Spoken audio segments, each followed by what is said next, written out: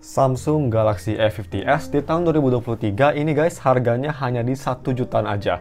Yang artinya ini menjadi saingan HP baru entry level kayak Redmi 10A. So, mending beli baru apa second Galaxy A50s aja? Mari kita langsung review Galaxy A50s di tahun 2023. Let's go!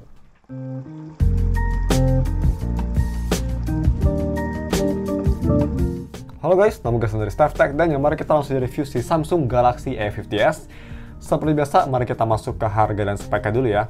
Untuk harga dan spek, ini harganya kalian bisa beli di harga 1,6 juta, 7 jutaan. Dan ini tuh yang full set, yang pastinya. Dan juga dia itu garansi exchange ya, jadi garansi X resmi Indonesia. Bisa kita lihat boxnya juga, ini box ori ya, dibuat di Indonesia. Ini tuh yang varian RAM-nya 4GB dengan internal storage sebesar 64GB. Udah bisa expand pakai microSD dan juga dual SIM secara bersamaan. So, seperti biasa kalau misalnya kalian mau beli HP ini, gue bakal taruh link di deskripsi. Dan juga kalau misalnya kalian ingin wallpaper yang ada di HP ini, gue juga udah taruh link wallpapernya ada di deskripsi. Oke, untuk harga segitu kalian dapat spek pakai chipset Exynos 9611 dan fabrikasi sebesar 10 nm, layar 6,4 inci Super AMOLED display, Full HD resolusi, 403 ppi, masih 60Hz, storage speed-nya di UFS 2.1, udah dibuat oleh Corning Gorilla Glass 3 untuk kaca depannya, headphone jack, mono speaker, USB Type-C, dan juga punya baterai sebesar 4000 mAh baterai yang bisa fast charging sampai 15 watt dan juga ada NFC. Oke, so untuk si desain, display, dan si build-nya sendiri. Untuk desainnya sendiri gue bisa bilang, terutama dari desain belakangnya ya, dia masih kelihatan sangat-sangat atraktif banget. Dan untuk desain depannya gue bisa bilang ini memang nggak kayak A50 series zaman sekarang ya. Di A52 sama A53 kan udah dot display sama bezelnya sudah tipis banget. Di A50s memang kelihatan agak sedikit tua ya, bezel agak sedikit tebal. Bagian bawahnya terutama dari dagunya, dan juga untuk si front facing kameranya dia masih do drop. Dia ini sekarang kayak HP-HP entry level lah. Cuma memang ini layarnya udah AMOLED jadi jauh lebih bagus daripada HP entry level. Bodi belakang seperti yang tadi gue bilang sangat bagus banget. Cuma memang dia masih terbuat dari glass stick ya, atau glass plastik. Ya itu sebenarnya bahasa fancy-nya aja Samsung lah. Ini sebenarnya terbuat dari plastik guys, bukan kaca. Frame-nya juga masih terbuat dari plastik. Ya sama kayak Galaxy A5 series zaman sekarang ya, masih terbuat dari plastik semua. Dan untuk si one-handed sendiri, ini menurut gue size-nya perfect banget. Size favorit gue di 6,4 inci. Jadi one-handed usage masih sangat nyaman banget menurut gue. Nice. Untuk beratnya juga, ini kerasanya lumayan enteng guys. Kalau misalnya kita coba ukur pakai scale, karena ini baterainya nggak besar banget, hanya 4000 mAh, ditambah lagi juga dia bodinya tipis dan terbuat dari plastik. Jadi memang dia beratnya hanya di 166 gram aja. Untuk size-nya menurut gue cukup enteng ya. Kalau nggak salah kemarin gue review Realme GT Master tuh dia beratnya di 188 gram dengan size layar yang sama. Next, mari kita lihat untuk si fingerprint-nya sendiri. Ini, walaupun fingerprint-nya sudah di under display optikal yang sangat mewah banget, tapi gue harap Samsung mending pakai tradisional fingerprint aja deh. Karena fingerprint gue bisa bilang sangat jelek banget untuk optikal ya. Kalau misalkan ingat memang zaman-zaman A50 sama A70 tuh fingerprint-nya jelek banget, dan di sini juga walaupun gue update ke software paling akhir masih jelek fingerprint-nya. Bisa kita lihat itu tangan gue tuh harus dalam keadaan rada lembab baru bisa nge-scan, dan walaupun bisa nge-scan juga bisa kita lihat kecepatannya sangat lambat ya, dan juga kayak laggy gitu, nggak tahu kenapa. Jadi kalau misalkan kalian tangannya kering banget, ini HP nggak bakal bisa nge-scan tangan kalian. Jadi biasanya gue harus kayak ngeludahin tangan gue baru bisa nge-scan. Yap, I know it's disgusting, tapi itu caranya kalau misalkan kalian mau nge-unlock HP ini. Kalau misalkan tangan kalian kering ya, harus dibasahin dulu baru bisa, dibasahin dikit sampai lembab. Yap. Next, untuk NFC-nya, mari kita tes aja. Nah, posisinya ada, dia itu posisinya di daerah kamera seperti biasa. Kalau bisa kita scan pakai kartu GTO Kucing, dia pasti langsung getar, come on. Yap, oh daerah bawah, lebih ke bawah dikit guys. Gue salah di logo Samsungnya ya dia ternyata. Dan dia bisa nge-scan. Oke, ini ngebug kayaknya. Yap, bisa nge-scan dengan baik tuh, masih bagus. Oh ya, mumpung kita lagi di layarnya putih guys. Unit gue memang ini kurang bagus ya, jadi gue bakal jual HP ini ke kalian jauh lebih murah daripada gue beli. Kira-kira gue bakal jual sekitar 1,4-1,3 jutaan, karena ini HP bisa kita lihat ada shadow-nya. Shadow-nya memang dia itu hanya kelihatan banget kalau misalnya di warna putih, tapi dia shadow-nya memang di seluruh layar. Ini mungkin di kamera agak susah kelihatan, tapi ini tuh shadow-nya kayak ada tulisan Samsung Galaxy A50s, kayak pas lagi nyalain HP, terus ada kayak shadow merah bekas tangan gitu, dan di bawah ada kayak icon-icon. So ya, unit gue memang bukan terbaik, tapi at least untuk mesin dan sensitivitas layar ini gak ada masalah sama sekali. Dan menurut gue juga untuk nonton konten ini displaynya masih bagus banget walaupun ada shadow. Masih jauh lebih bagus buat nonton konten atau nonton film daripada HP entry level di harga yang sama kayak Redmi 10A. Ini karena layarnya AMOLED, jadi gambar memang kelihatan sangat sharp, sangat vibrant, kontrasnya bagus, dan yang paling penting dia viewing angle-nya perfect banget dibanding HP entry level. Itu salah satu keluhan gue di HP entry level ya. Gue nggak bisa komplain banget sih karena itu HP murah kayak Redmi 10A, tapi gue nggak suka HP tersebut karena dia viewing angle-nya bener-bener burik banget. So, ini HP second, walaupun ada shadow, tapi at least viewing angle-nya bagus. Nice. Overall, kualitas layar ini solid banget menurut gue. Untuk harganya masih bagus banget. Next, untuk full balance-nya juga ini memang nggak bisa terang banget ya. Bisa kita lihat di kondisi yang agak mendung itu, layarnya juga udah mulai struggling ya. Kalau misalnya karena cahayanya tuh, karena silauannya dia langsung kayak agak gelap. Dan kalau misalnya di kondisi yang terik matahari, ini pretty much gelap dan agak susah dipakai. Cuma kalau misalnya kalian maksa banget sih, ini masih bisa dipakai di luar ya. Dan dibanding sama kayak HP entry level, kayak Redmi 10A, A50s layarnya pastinya jauh lebih terang untuk dipakai di luar daripada HP entry level. Cuma memang dibandingin kayak HP zaman sekarang, yang even harganya beda dikit kayak Redmi Note 11, beda sejuta ya itu. Well, nggak dikit sih, itu lumayan besar. Tapi ya, price to performance-nya beda dikit. Di Redmi Note 11 lebih bagus menurut gue untuk si brightness-nya.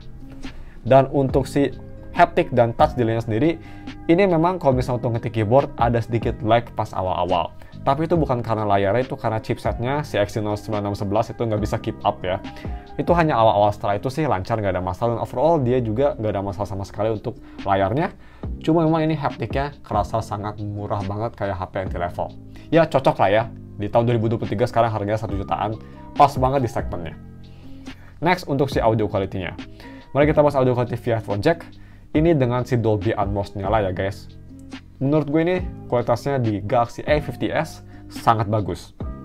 Overall, suara kedengaran bersih dengan vokal yang jernih, bassy, soundstage yang cukup bagus, dan juga separasi instrumennya oke.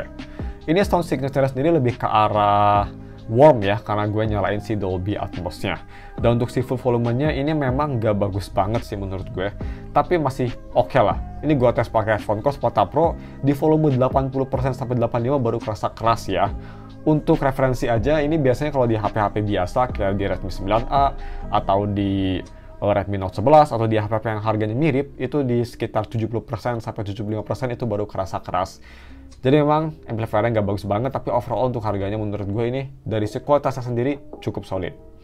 Dan untuk si speakernya ini sayangnya hanya mono ya yang pastinya. Dan sayangnya dia itu mono, nggak bisa pakai Dolby Atmos. Jadi memang suaranya agak sedikit tinny atau agak sedikit krecek-krecek, agak sedikit terlalu bright lah, nggak ada bassy-bassy-nya.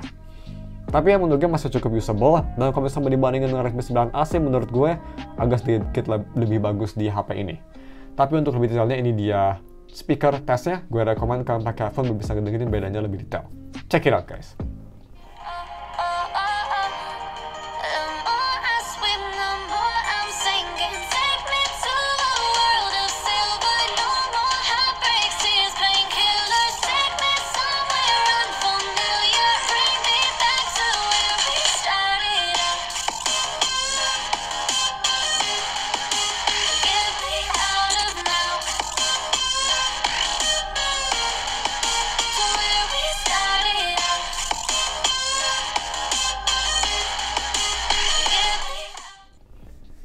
Oke, next, kamera quality-nya. Ini salah satu selling point terbesar menurut gue untuk HP ini dibanding sama entry level ya. Karena dia kameranya dia sangat versatile, triple kamera, main kamera di 48 megapiksel f2.0, kamera keduanya 8 megapiksel ultra wide f2.2, dan kamera ketiganya 5 megapiksel f2.2 depth sensor. Sedangkan kamera depannya dia ada di 32 megapiksel f2.0 yang bisa nge-record di resolusi 4K 30 fps. Yap, buat para vlogger on a budget ini lumayan oke juga.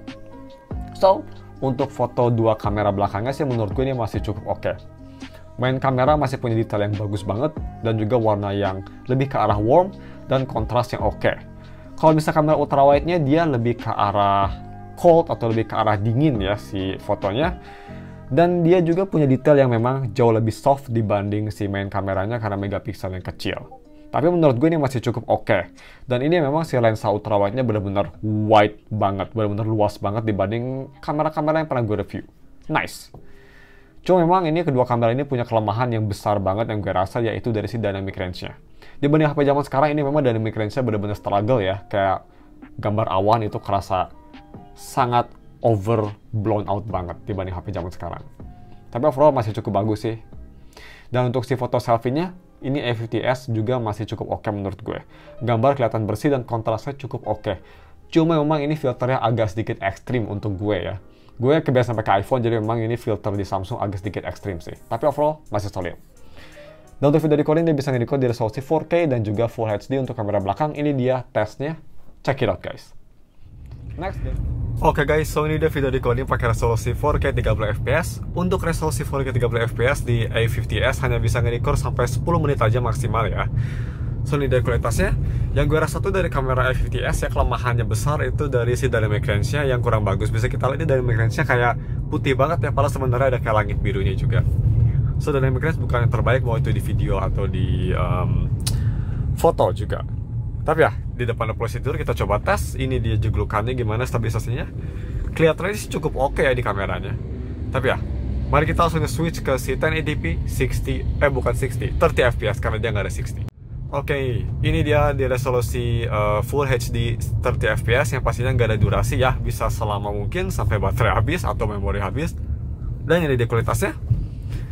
Stabilisasinya pastinya sedikit lebih bagus daripada di 4K 30 fps. Oh ya, kalian juga bisa nilai gimana kualitas audionya ya untuk di HP ini, mau di 4K atau 30. Biasanya sih kalau Samsung mid-range cukup oke ya, nggak seburuk kayak Xiaomi untuk mic-nya. Tapi ya, ini dia kualitasnya. Ini kalau misal kalian Indo kayak gini. Dan ya, kualitasnya sih kalau di gambar ya, karena dia ini gambarnya kan layarnya AMOLED, cukup bagus. Tapi ya kalian bisa nilai di monitor kalian gimana kualitasnya. Kita langsung aja moving on ke si gaming performance-nya. Let's go. Next, gaming performance kita bakal cepet aja di segmen ini karena dia tuh pakai chipset Exynos 9611 fabrikasi 10 nanometer maksud gue, bukan 10 meter, panjang banget ya, fabrikasi 10 nanometer. Ini memang performanya bukan untuk gaming ya, dan juga performa zaman sekarang ini lebih kayak HP-HP dengan chipset entry level. Tapi kalau misalnya dipakai gaming enteng kayak Bullet Hell Monday atau rhythm game kayak Archaea sih ini masih oke banget. Terutama untuk Archaea ini nggak ada masalah sama sekali, nggak ada touch ataupun audio delay, difficulty tinggi sekalipun. Jadi untuk main game rhythm ini HP masih nyaman banget. Yang itu menurut gue sangat penting karena banyak HP entry level yang struggling untuk main game rhythm karena punya delay yang benar-benar unbearable. HP ini nggak ada masalah. Next, untuk si UI experience-nya. Ini juga masih cukup bagus. Dia itu udah nggak disupport lagi sama Samsung, tapi terakhir software yang disupport cukup oke lah. Di Android 11, One UI 3.1 dengan security patch di bulan November 2022. Jadi masih lumayan early ya, masih lumayan recent lah si softwarenya. Jadi gue nggak ada masalah sih untuk HP yang tua gini, ya masih bisa bertahan 2 tahun lah kalau misalkan maksain. Masih cukup solid. Dan untuk si day-to-day usage ini menurut gue masih cukup bagus untuk harga 1 juta. Buat buka aplikasi masih lebih cepat daripada kayak HP entry level kayak Redmi 9A atau 10A atau even Redmi 10C. Dan overall ini dipakai multitasking juga masih cukup oke walaupun RAM-nya kecil ya. Terus untuk si UI-nya ini masih kerasa cukup smooth. Dan untuk harganya ini asal kalian nggak cepet-cepet gonta-ganti aplikasi, nggak rusuh lah pakai si HP-nya, ini sih nggak bakal ada masalah ya. Masih cukup usable lah untuk aplikasi-aplikasi enteng. Dan untuk si DRM infonya, kalau buat yang penasaran, ini DRM infonya pastinya udah nggak kaget lagi ya, sudah di Final 1, seperti HP lainnya. Cuma memang HP ini belum support HDR, nggak kayak HP Galaxy A5 series zaman sekarang. Dan yang terakhir untuk si battery life-nya, dia punya baterai yang cukup oke lah. Di 4000 mAh baterai, 15 watt fast charging. Untuk ketahanan baterai, ini untuk unit gue masih cukup awet. Ini masih bisa tahan 1 hari dan SOT sekitar 5-6 jam. Ini tuh dengan pemakaian sosial media, nonton video, dan sedikit ngambil foto, dan sedikit nge-record video. Overall masih cukup solid menurut gue. Dan juga ini charging speed-nya juga masih lumayan solid. Gue ngecas dari 20% sampai 100% itu hanya butuh waktu 1 jam 42 menit. Jadi ya, cukup solid. Dan cuma segitu aja videonya guys. Untuk konklusinya, apakah HP ini worth it? Di harganya sekarang hanya 1 jutaan, lebih tepatnya sekitar 1,6 juta dengan kondisi full set dan garansi resmi, garansi resmi. Menurut kalian atau menurut kita, apakah kita mending beli Galaxy A50s yang bekas atau HP baru aja kayak Redmi 10A atau tambah dikit ke 10C yang mirip-mirip harganya? Jawabannya sih menurut gue nih tergantung ya guys. Kalau kalian ingin nyari HP yang baterainya tahan lama dan gak mau susah-susah nyari barang second ya, karena kalian takut ada minusnya, kayak di unit gue ini ada minus shadow, yang pastinya Redmi 10A lebih worth it. Tapi kalau misalnya kalian ingin lebih adventurous, ingin lebih berani nyari HP second, karena HP second tuh menurut gue ada kasarnya juga ya. Menurut gue ini Galaxy A50s kalau misalnya kalian gak apa-apa sama HP second, jauh lebih baik dibanding HP baru di harga yang sama. A50s ini punya layar dan sensitivitas yang menurut gue jauh lebih bagus, terutama dari si kualitas layarnya jauh lebih bagus daripada HP entry level apapun. Terus dia punya kamera yang lebih baik juga, ini kameranya jauh lebih solid, jauh di atas kelas kayak Redmi 9A. Dan juga UI yang lebih bagus, terus punya build yang walaupun sama-sama terbuat dari plastik, tapi kerasa kayak lebih polish lah si buildnya. So, seperti biasa kalau misalnya kalian mau beli HP ini, gue bakal taruh link di deskripsi. Dan juga kalau misalnya kalian ingin wallpaper yang ada di HP ini, gue bakal taruh link wallpapernya di deskripsi. Oke, cuma segitu aja videonya. Mohon maaf kalau misalnya ada kesalahan atau ada video yang kelewat. Kalau misalnya kalian ada ide gue yang mau nge-review apa HP selanjutnya, bisa komen di bawah, gue pasti baca komennya. Jangan lupa like dan subscribe. Thanks for watching, we'll see you in another video. Bye.